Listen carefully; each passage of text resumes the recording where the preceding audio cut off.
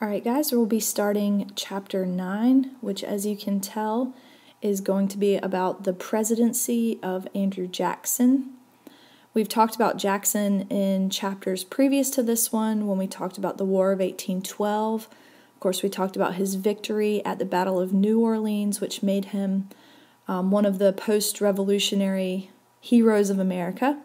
And then we mentioned him when we talked about the election of 1824, when he faced off against John Quincy Adams, and neither of them won a majority, so the vote went to the House of Representatives.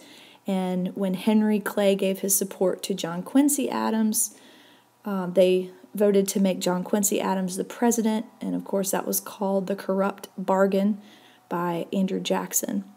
He was elected president in 1828, and so this chapter addresses what happened in his presidency. All right, democratizing politics. This really just has to do with involving more people in the government and in making government decisions. Think democracy, involvement of the people, or government by the people. So the bullet points here on this slide are really just ways in which the government and politics in general became more democratic. And the first one was the elimination of property qualifications. And this wasn't just in holding office, this was also for voting. So this added a great number of people to the voting populace, and that would definitely change the way in which campaigns were run. Another one was many positions were given out by election rather than appointed by somebody who was already in office. So that, of course, would add to the number of people who were making government decisions, I guess in an indirect way. The disestablishment of churches, and this one, this is kind of one of the ironies of constitutional history. According to our U.S. Constitution, we know that the federal government cannot establish like a federal United States church. And while that was being written, there were several state constitutions in place that had established state churches. And the reason people were angry about this was, number one, because they were forced to pay tithes or a tax to support these church ministers. And in some states, they went as far as having attendance requirements and forcing the people to take religious oaths. So the irony there is that this could not happen on a federal level, but it was happening and was commonplace at the state level. Another way in which politics were democratized was the free school movement. And this boils down to three things here, and that is, the first was that people believed that schools should be free in a sense. I guess they will be funded by taxes, so that's not completely free, but free to the student, I guess. The second was that teachers should be trained, and there should be colleges, there should be curriculum, there should be magazines, there should be books that teachers should have access to so that they could give students a quality education. And the third thing was that students should have to attend school. This would be compulsory education. They had to attend because even Andrew Jackson, he was known for being a commoner, believed that any ordinary person with the right education should be able to and could be able to serve in government just as good as anybody else. And so the free school movement would, I guess, gear up the next generation to take their place in the government. So another way in which politics were democratized was that office holders came to regard themselves as representatives, not just government officials or not just politicians or the president, but that they were actually representatives of the people. They spoke for the people. And so whenever they made decisions, they would have the common interest of the people in mind, hopefully. And just, I guess, in going along with that, competition between the candidates increased for sure. It took money, it took people, it took organization to run these campaigns to get the vote that they wanted. And like we said, with the elimination of property qualifications, the voting populace increased greatly. So it became a big ordeal to try to sway the masses to vote for a particular candidate. And just a statistic there, in 1840, 8 times more people voted than in 1824. And political parties became powerful institutions with swaying the vote. So in the election of 1828, we have a rematch of John Quincy Adams and Andrew Jackson. And with Adams, you have the National Republican Party being represented. And with Jackson, you have the Democratic Party, or sometimes they're called the Democratic Republicans. I'll put the R there too. Both of these came out of divisions within the Republican Party, the Jeffersonian Republican Party. So anyway, we had this rematch of Adams and Jackson. There was bitter campaigning on both sides. Jackson was called a bloodthirsty tyrant, drunkard, and gambler. His wife was called a convicted adulteress. Adams was accused of taking a beautiful American virgin to the Russian Tsar and using public money for gambling because he bought a chess set for the White House. So mudslinging on both sides for sure. There was a high number of voters. There was over 1 million voters in this election. And why was Jackson so appealing? How did he win this election?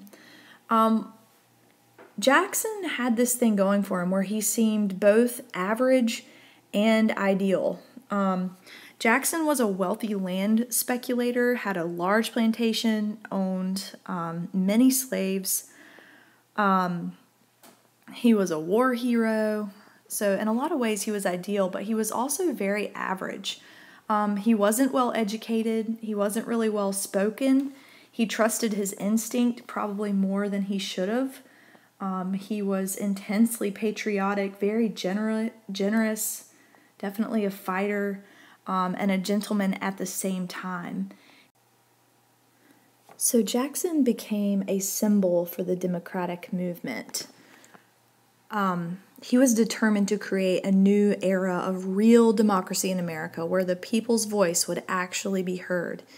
And from the time he started campaigning, almost as soon as he lost the last election in 1824, he had about 4 years of campaigning. His main promise was that he would listen to the people and he would do their will. So he became the symbol for this new democratic-oriented generation. So these are our two contenders for president in the elections of 1824 and 1828. You can see Jackson looking very stately and patriotic, the lines of hardcore warfare in his face. And then Adams, who very well educated, very well traveled, served as the U.S. minister in Prussia, Russia, and the Netherlands. So two very different men. You have Jackson, who's rough around the edges, orphaned at 14 years old, just has lived kind of a rough life. And then Adams, who's very well educated, very well traveled. But this is really just to give you a visual of the two men that we're talking about. So this is the breakdown of the Electoral College votes in the election of 1828. The numbers there over each state are the amount of electoral votes given to that state. So the 15 over North Carolina means that we had 15 electoral votes. And as you can tell, all of those went to Jackson, who is represented in blue, and then John Quincy Adams represented in yellow. You can see that Jackson carried the southern and the western states, and then John Quincy Adams carried some of the northeastern states. This would make sense just based on where they're from. John Quincy Adams from Massachusetts, and Jackson somewhere in the undefined border area of South Carolina and North Carolina. This map makes Jackson look like he had more of a majority than he actually did. In terms of popular vote, Jackson had about 642,000 votes, and Adams had about 500,000 votes. But in terms of percentage, Jackson had 56% and Adams had 43.6%. So while Jackson carried the majority, it's not like it was a landslide election by any means. In American politics, the spoil system is when a political party, after winning an election, gives government jobs to its supporters, friends, relatives, anyone who worked hard in campaigning as a reward for working toward the victory. And this is really an incentive to keep them working hard for the party. And this would be, in contrast to the merit system where offices are given on the basis of merit or ability. The spoil system wasn't really new in American politics. It had been used by previous presidents, but in moderation.